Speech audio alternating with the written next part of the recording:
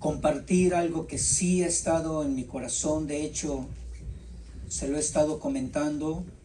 Creo que es necesario conocer de qué forma la iglesia en el principio, estamos hablando de la iglesia en el libro de los Hechos, especialmente en el inicio hubo 120 miembros que iniciaron la congregación. Estaban en el aposento alto, recibieron la promesa de Dios, el regalo de Dios que se llama el Espíritu Santo de Dios.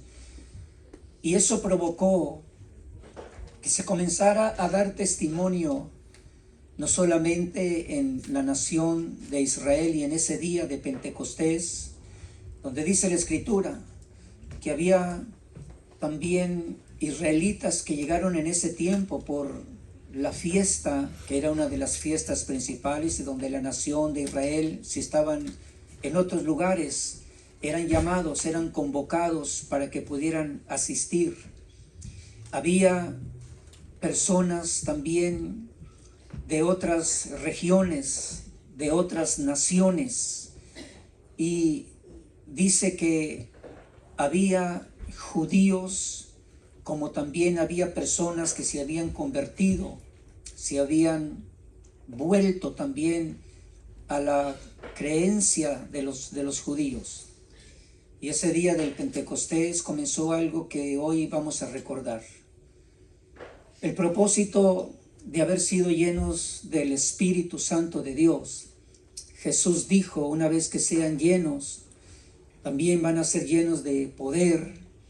El poder significa, van a tener el conocimiento del poder y lo van a administrar, porque el poder y la administración del poder mediante la fe y la declaración de la palabra en el nombre de nuestro Señor Jesucristo va a producir obras sobrenaturales. Eso es el poder. Es lo que causa una obra sobrenatural. No es natural, sobrepasa lo natural.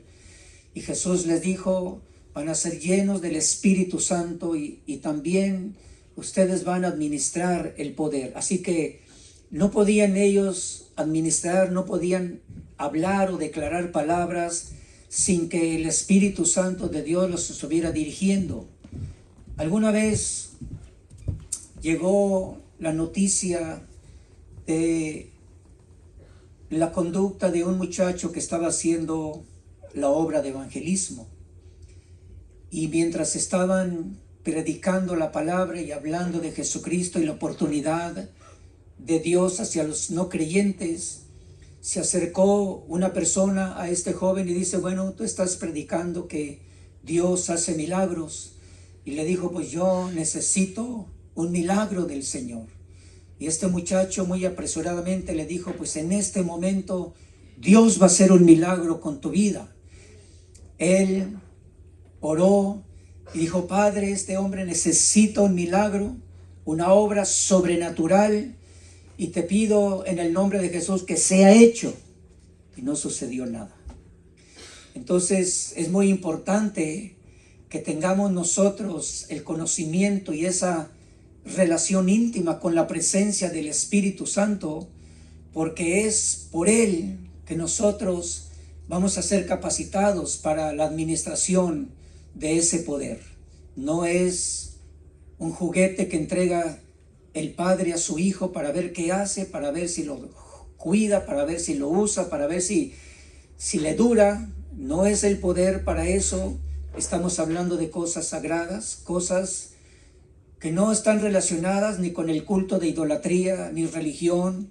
Estamos hablando de cosas sagradas que corresponden y que son de Dios y que se administran como sacerdotes del nuevo pacto, no del antiguo pacto, aunque hubo gloria de parte de Dios y cosas sobrenaturales, pero hoy hay un nuevo pacto y un sacerdocio llamado real sacerdocio.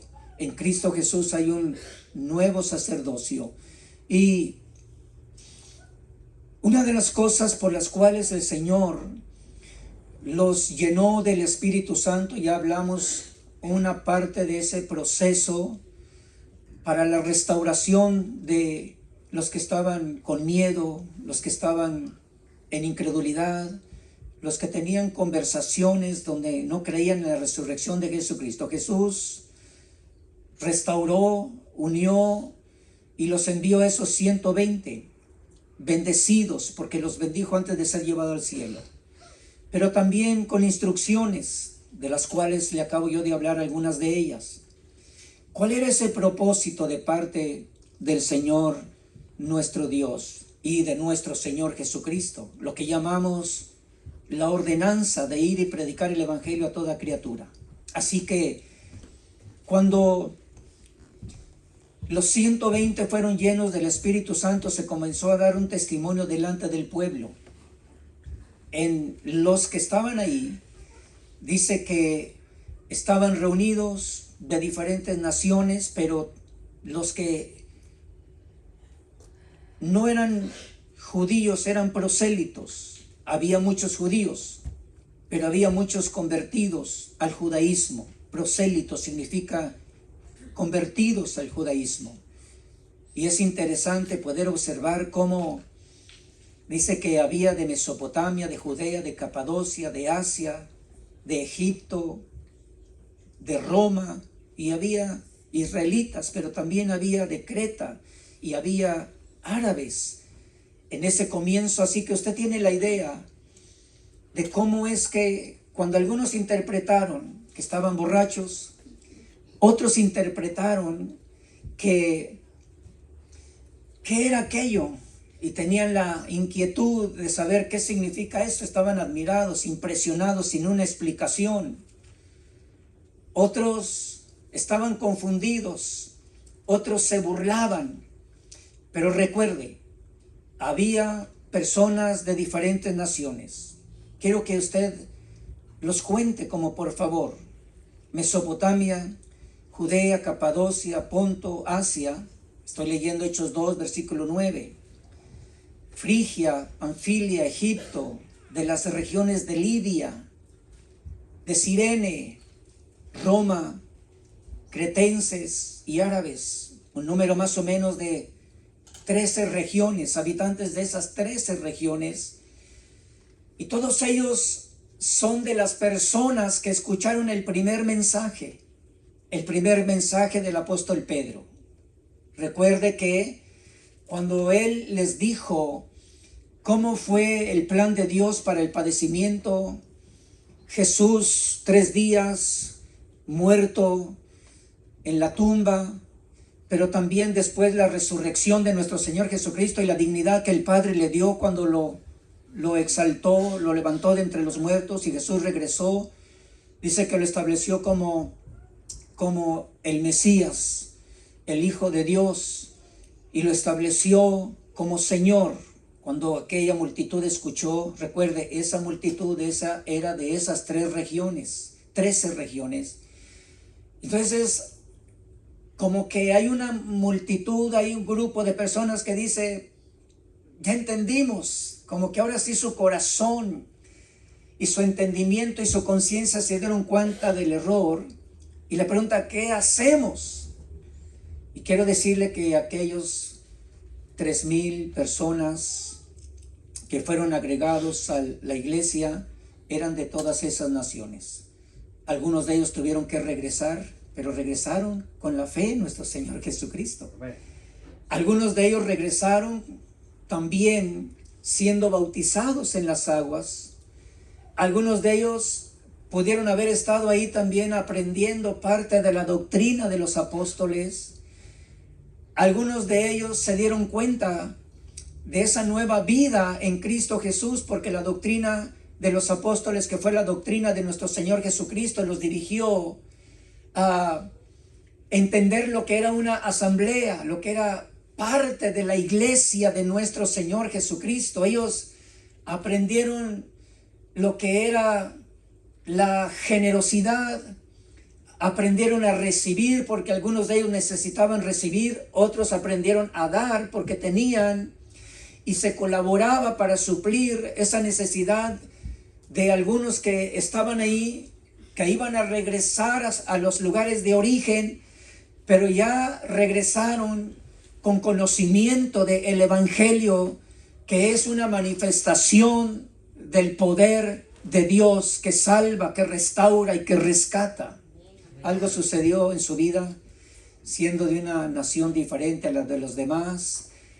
Nos quedamos impresionados cómo el Señor, quizás a usted le habló estando en el lugar de origen, a otros el Señor nos permitió llegar aquí, claramente cruzando el río, pero llegamos aquí porque la voluntad del Señor para algunos de nosotros es que aquí le pudiéramos conocer a Él y conocer a nuestro Señor y Salvador Jesucristo. Entonces, esta vida, cuando regresan aquellas personas de estas regiones, ha de haber habido una actividad, un mover también del Espíritu Santo en ellos. Pero mientras estaban allí en Jerusalén, ya se había comenzado a dar testimonio. Y dice la Escritura que pasan los días, han de haber pasado las semanas, porque había una frase que dice, perseveraban, eran constantes. Entonces no era de un día, era días que habían sucedido, y como resultado, dijimos la vez anterior, ahora sí, Hechos capítulo 2, versículo 43, sobrevino temor a toda persona. Esta clase de personas se refiere a los que estaban siendo agregados a la iglesia. Sobrevino temor, su Biblia dirá, a toda alma. Y muchos prodigios y señales eran hechas por los apóstoles. A mí me llama la atención que esta clase de enseñanza y la respuesta de los hermanos y hermanas en Cristo, dice que de pronto viene una de la bendición de Dios que se llama el temor. Si usted ha escuchado de esta expresión, el temor reverente, que no es miedo, sino más bien es un respeto, mucho respeto, mucha estima.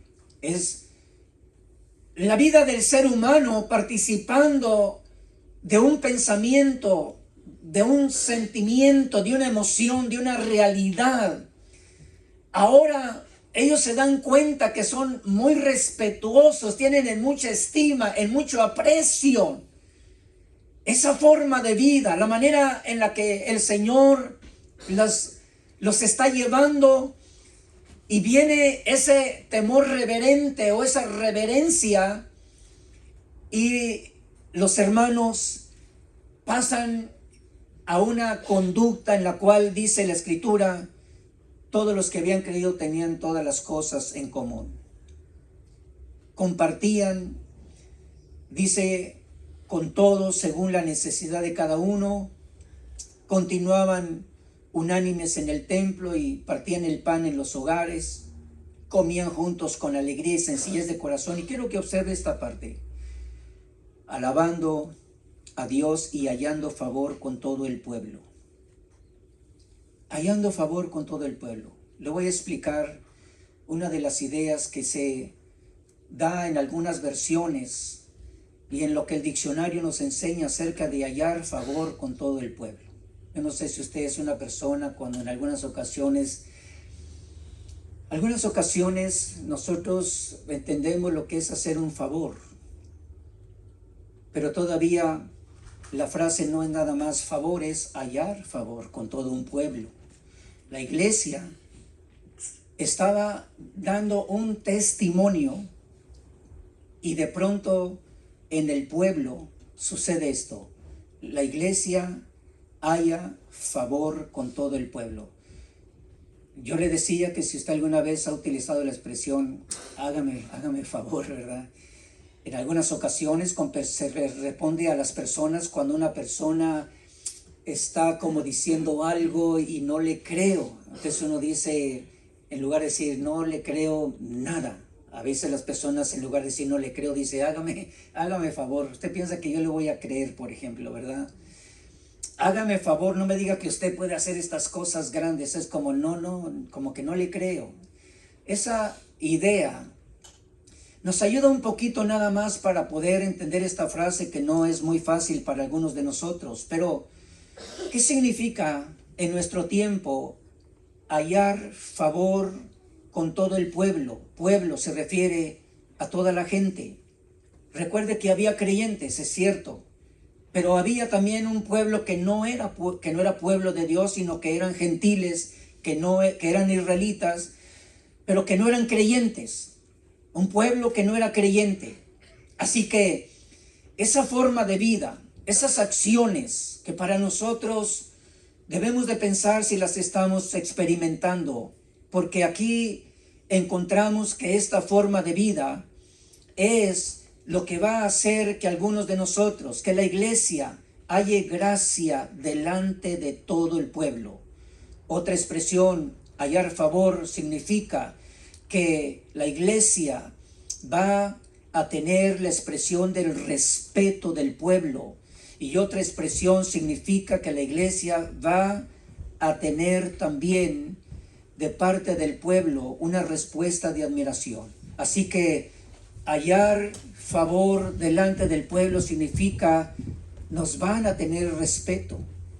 No porque somos personas que intimidamos a los demás. Nos van a tener en estima porque se van a ir dando cuenta. Quizás usted ya ha tenido esa experiencia. Qué hermoso, qué maravilloso, qué satisfacción tan agradable cuando una persona dice, yo sí le creo a usted, porque he conocido a otros a los cuales no les creo. Y eso existe porque en una parte el conocimiento, la enseñanza de la doctrina, quisiéramos en algunas ocasiones pensar que a todos nos gusta la doctrina. Hay algunas ocasiones en las cuales escuchamos personas que dicen, es que ¿para qué tanta enseñanza? Bueno, en realidad usted se va a dar cuenta que quisiéramos hacer algo diferente, pero es mejor obedecer a nuestro Señor Jesucristo que obedecer a las personas que no entienden por qué la necesidad de la doctrina. Jesús dijo a sus discípulos y apóstoles, vayan y prediquen este evangelio. Muy bien, pero vayan y hagan discípulos. Excelente.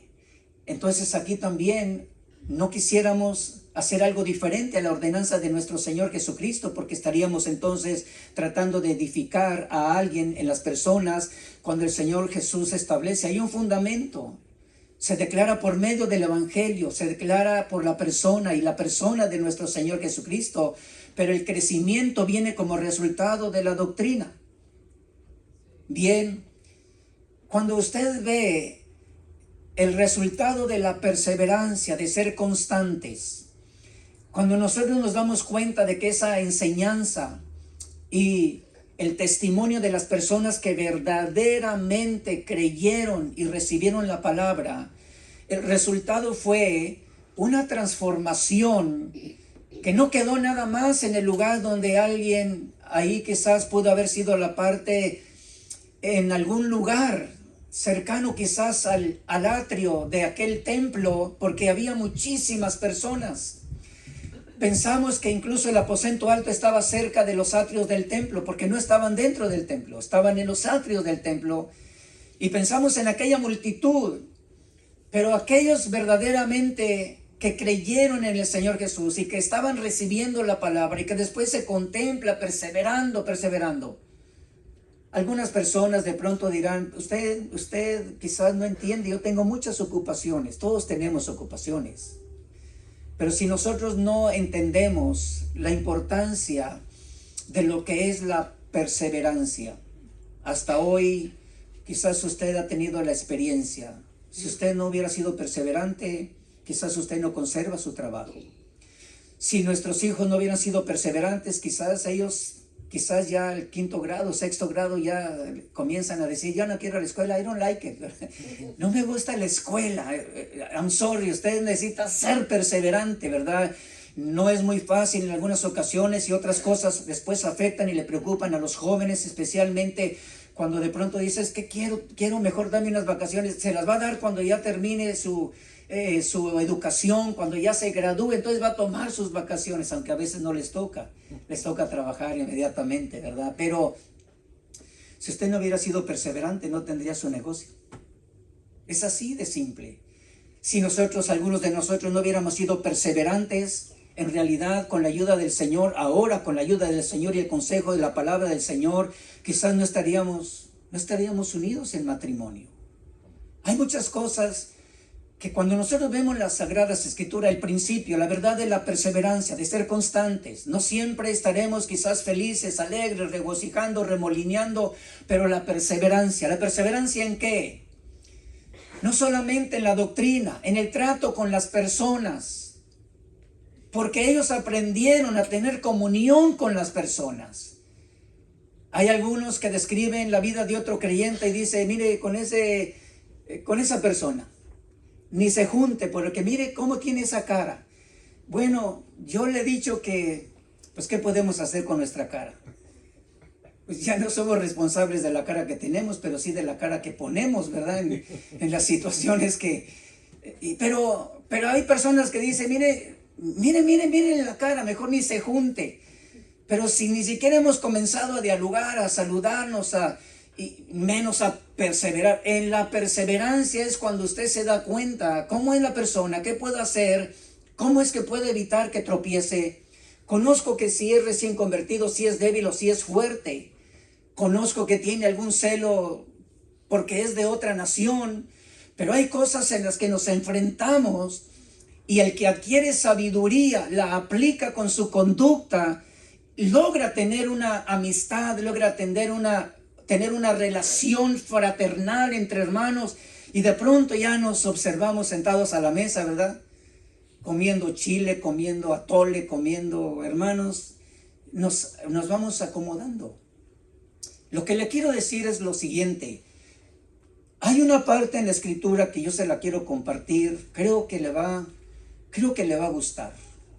Ya, si no le gusta, no sé, pero creo que sí nos va a gustar. Quiero buscar en la carta que escribió el apóstol Pedro, segunda de Pedro, capítulo 3, segunda de Pedro, capítulo 3, versículo 2, 1 y 2.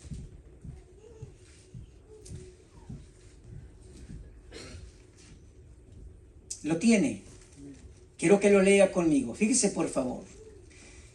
Esta versión, que es la versión de la Biblia de las Américas, dice: amados. ¿A quién está hablando? Le está hablando a los hermanos en Cristo. Esta misma expresión usted la encuentra en el versículo 8. ¿Y qué dice? Pero amados. Ya cuando dice aquí, pero amados, dice, no ignoren. Entonces quiere decir que la primera parte, cuando dice amados, tiene la intención de impartir conocimiento, enseñanza, porque en el versículo 8 dice, amados, no ignoren esto.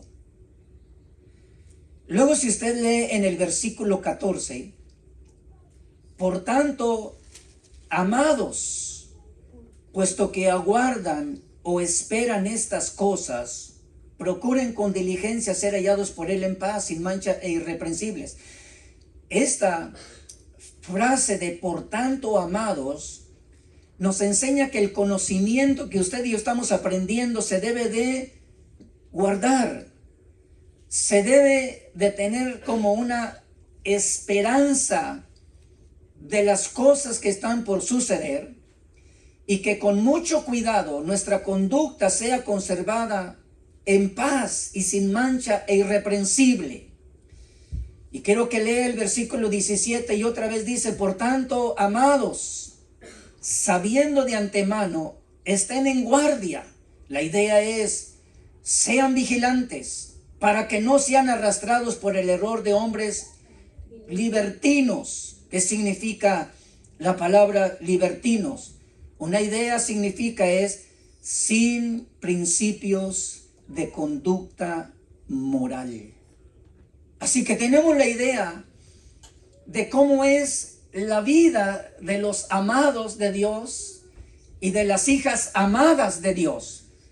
Por eso la enseñanza. Esto es muy interesante, porque cuando el apóstol comenzó a decirles en la primera parte, versículo 1, Amados, esta es ya la segunda carta que les escribo, en las cuales como recordatorio, y quiero que usted observe cuál era el plan, cuál era el motivo de esta segunda carta. Dice: despertar en ustedes vuestro sincero entendimiento. Diga conmigo: despertamiento. De un sincero entendimiento, de un entendimiento verdadero.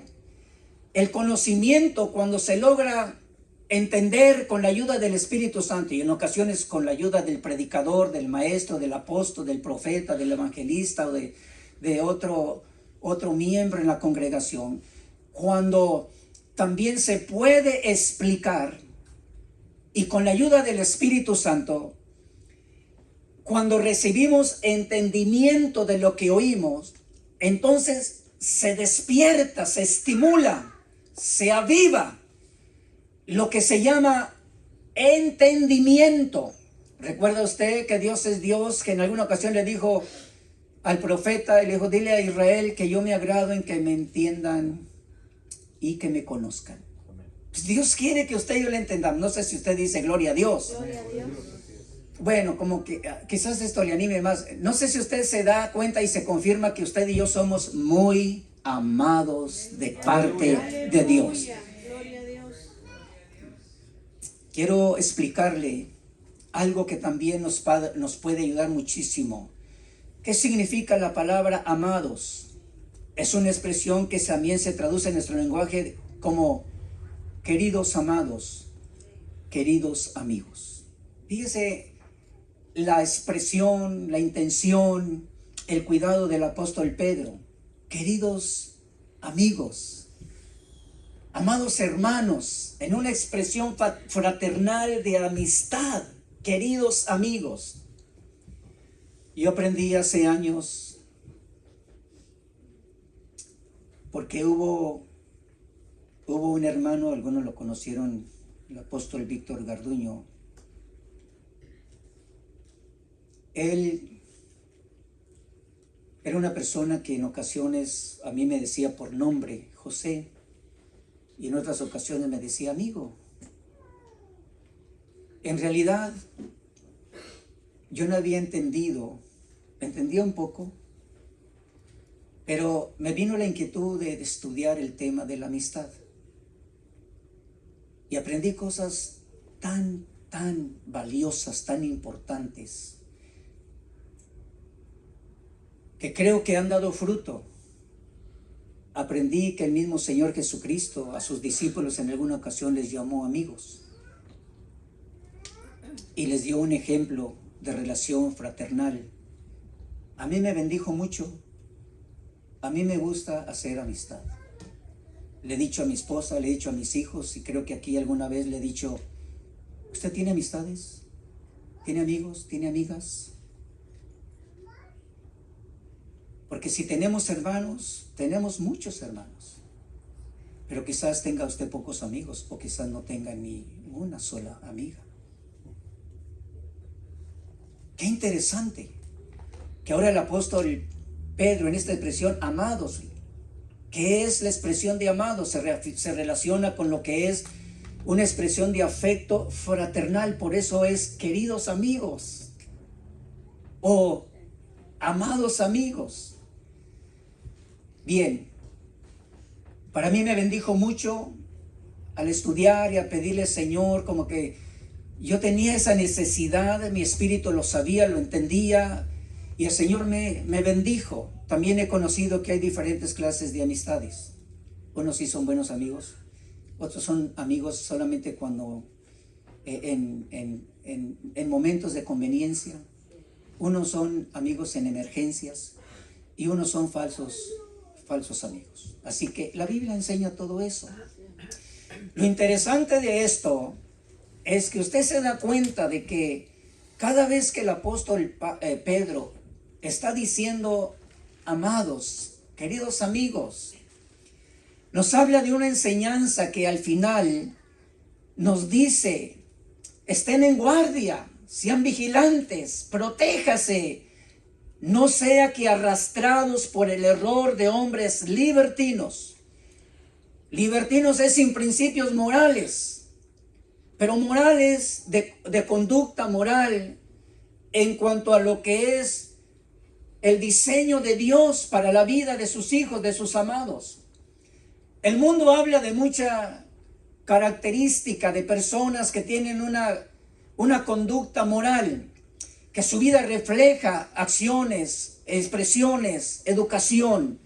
Lo terrible es que muchísimos de ellos no tienen a Dios y no tienen a Cristo. Muchos de ellos están en contra de nuestro Señor Jesucristo. Entonces, ¿qué clase de conducta moral? Por eso la Biblia dice, ¿cómo es el hombre sin Dios? ¿Cómo está el hombre sin Cristo? ¿Cómo está la mujer sin Dios, sin Cristo? ¿Cómo están los gobernantes que están sin Dios y están sin Cristo? Bien, entonces esta conducta moral, al final del discurso del escrito del apóstol Pedro, dice, ustedes deben de ser cuidadosos porque la conducta de los inmorales los puede apartar. Y algunos de nosotros pudiéramos decir, a mí no me va a apartar. Es que el resultado de que a uno lo aparten, de que lo engañen, de que lo desvíen, no es inmediato. Nadie toma una decisión inmediatamente de la noche a la mañana y dice, no, ya no quiero. Bueno, excepto que ya algo tenga en su mente y en su corazón. Una persona comienza a ser desviado cuando de pronto en su mente tiene el conocimiento de cosas que no son la persona, la conducta, el carácter de nuestro Señor y Salvador Jesucristo.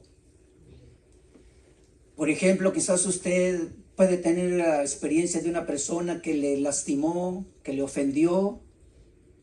Y yo voy a tener también quizás la misma experiencia. ¿Sabe la diferencia cuál va a ser?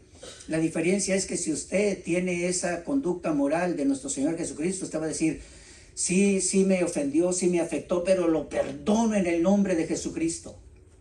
Luego viene el espíritu de rencor, de venganza, y usted dice, lo perdono en el nombre de Jesucristo. Alguien viene y le dice, pero ¿cómo es que lo vas a perdonar y lo que te hizo? Y lo perdono en el nombre de nuestro Señor Jesucristo. Después va a venir el diablo y va a decir, ¿cómo es que lo vas a perdonar? Y usted le va a decir, diablo mentiroso, es que estoy imitando a Cristo, lo perdono en el nombre de nuestro Señor Jesucristo. Pero si yo no tengo ese carácter moral, entonces yo me voy a quedar con un pensamiento por una acción. Y ahí es donde se comienza uno a ser llevado de lo que es la conducta moral de nuestro Señor Jesucristo. ¿Sabe que esto es muy interesante? Está relacionado con lo que es los acontecimientos y la conducta moral en los tiempos finales. Algo que usted observa aquí es que lo que produce el conocimiento de la verdad, dice que produce un despertar en vuestro sincero entendimiento. Posiblemente su Biblia, regresando a 2 de Pedro capítulo 3 versículo 1, dice, les escribo estas cosas como un recordatorio, despierto en ustedes vuestro sincero entendimiento. ¿Qué quiere decir el sincero entendimiento? Quiere decir una forma de pensar sincera, verdadera. Escuche esto, por favor. Está relacionado con un pensar saludable. Pero escuche, el sincero entendimiento que se despierta por la palabra que nos enseñan los apóstoles, este sincero entendimiento tiene que ver con el despertar nuestra sana inteligencia. Entonces usted y yo tenemos una inteligencia sana. La inteligencia sana es la capacidad saludable de poder hacer, de poder hablar en la conducta de nuestro Señor Jesucristo, con las palabras de nuestro Señor Jesucristo, con la doctrina de nuestro Señor Jesucristo. Estamos en un tiempo donde se está promoviendo mucho la inteligencia, pero lo que más se está promoviendo es la inteligencia artificial. No es la única. Hay inteligencia diabólica también. Hay inteligencia de personas que han negado a Dios y a Jesucristo Y Dios tenga misericordia de ellos y se vuelvan a Dios, porque lo hacen en ignorancia también. Pero aquí estamos hablando del afecto fraternal del ministro que alerta a la iglesia y dice, estas palabras tienen la intención de despertar, de incitar, de hacer volver, como alguien que ha estado dormido, volver a la realidad de la acción y de la conducta, para que estas palabras logren provocar un despertar en la inteligencia sana. Y si es sana es porque hay inteligencia enfermiza, amén, corrompida, tóxica, artificial. Amados hermanos, y usted y yo estamos siendo partícipes de esa inteligencia artificial. No es que nos está arrastrando, pero la inteligencia artificial ya tiene tiempo que se está estableciendo, va a ser parte del sistema, como se va a poder controlar a las naciones en el tiempo del anticristo. ¿Cómo va a ser posible? Ya ahora saben quién es usted, dónde está usted. Yo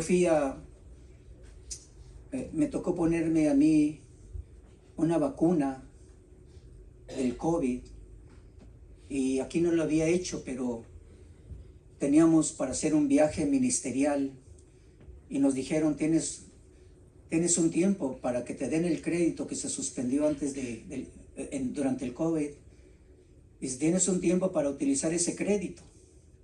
Era un viaje para Colombia, una de las ciudades de Colombia, con un pastor que está allá. Nos suspendieron el viaje por el COVID, y después llegó el tiempo donde dicen, hay un tiempo límite, si no lo usan lo van a perder. ¿Qué necesitamos? Pues la prueba de la vacuna. Estábamos aquí en la ciudad de Tijuana, me di cuenta que había ahí un lugar donde estaban poniendo vacunas. Yo fui y me la puse y me dijeron, todo va a quedar en tu archivo. Ok, yo lo que necesito es la prueba de COVID, porque hay que subir al avión, si no, no nos dejan ni subir, mucho menos regresar. Recientemente fui a hacerme un examen que era necesario, de rutina, y me dicen, no te podemos, escucha esto que le voy a decir, no te podemos atender si no traes la prueba del COVID. Y le dije, yo traté de obtener la tarjeta que confirma la vacuna del COVID. No pude ingresar, no me dieron información.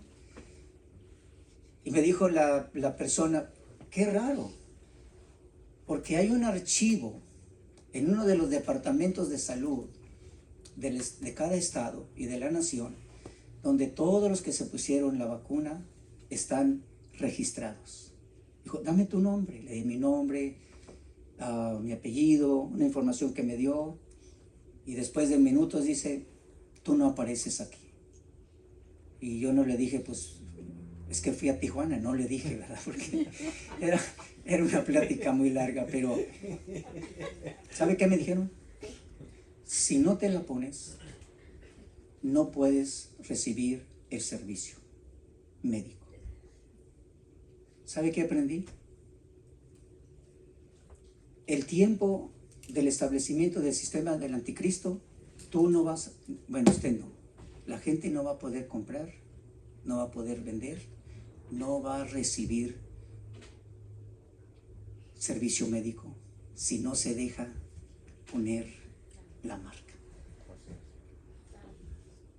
De alguna manera están preparando. Las personas en este tiempo tienen que hacer cosas, y es un sistema que se está preparando también para el tiempo del anticristo. Amados hermanos, el recordatorio y la enseñanza trae un despertar con sana inteligencia, con un pensar saludable. Esto quiere decir que es importante para lo que está ocurriendo, inclusive con la conducta de personas que no tienen una conducta moral saludable. A eso se le llama libertinos, que no tienen una conducta moral. Quiero terminar con esto diciéndole lo siguiente. Usted se da cuenta cómo es que la enseñanza nos está dirigiendo hacia esa conducta moral, hacia esa sana inteligencia. No sé si usted se alegra, hermanos. Aleluya. De aquí en adelante nadie puede decirle que usted no sabe, que usted no. Usted dígale, en el nombre de Jesús yo declaro que soy inteligentemente saludable. Amén. Así es. Gracias. Pero vea esto, por favor. La vida nueva en Cristo Jesús, que es de una conducta moral con sana inteligencia. En Segunda de Pedro, capítulo 1, versículo 2. ¿Lo puede leer, por favor? ¿Puede leerlo usted, hermanas? ¿Pueden leerlo? Esta versión dice: gracia y paz os sean multiplicados en por el conocimiento de Dios y de Jesús nuestro Señor. ¿Qué va a suceder mientras usted y yo seguimos perseverando, conociendo la doctrina, Aleluya. desarrollando esta vida moral excelente, inteligencia saludable? Que la gracia de Dios y la paz de Dios y de nuestro Señor Jesucristo Aleluya. va a ser multiplicada Así es. en cada uno Gracias. de nosotros. Y si algo es necesario, y no podemos estar desconectados nosotros como hijos de Dios, es de la gracia de Dios y tampoco de la paz de Dios. Por eso se habla de un pensar inteligente, de la perseverancia en el conocimiento de Dios, en el conocimiento de la doctrina, porque eso es lo que nos va a enseñar cómo desarrollar esta vida. Pero dice la Escritura, esa vida va a dar testimonio y la gente va a tener respeto, te va a admirar, porque va a ver que tu vida y la mía están siendo transformadas en medio de un ambiente de incertidumbre, de inseguridad. Van a observar la vida tuya y la vida mía, la vida de tu matrimonio, la vida de tu familia, en una condición en donde las personas te van a tener en estima. ¿Es importante? Sí, porque hay personas que están dejando de tener estima en ocasiones por los testimonios incorrectos de personas que dicen que están en la iglesia del Señor. No nos vamos a detener nosotros, porque a veces el mensaje es que la apostasía es cierto, pero hay un mensaje que usted debe de complementar y yo complementar. Cuando desarrollamos esa vida con comprensión, con entendimiento, la paz de Dios, la gracia de Dios va a ser multiplicada, y esa gracia de Dios es lo que hará que otras personas te contemplen y te logren preguntar o te quieran escuchar cómo Dios cambió tu vida. Le damos un aplauso al Señor.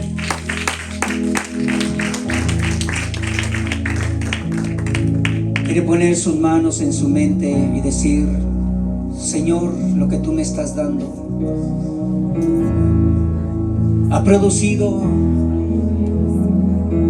un sincero entendimiento, ha producido una mente sana, está produciendo una mente inteligente, está produciendo una sana inteligencia, un pensar saludable, y esto necesito guardarlo. En el nombre de Jesús decimos amén, amén y amén. Le damos un fuerte aplauso al Señor.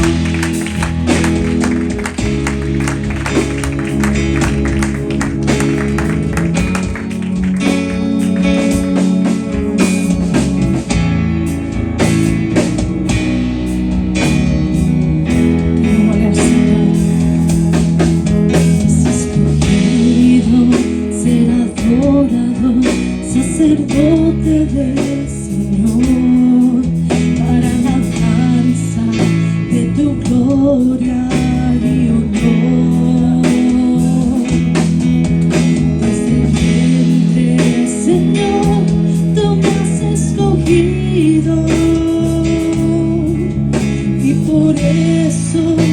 Te alabo, Señor,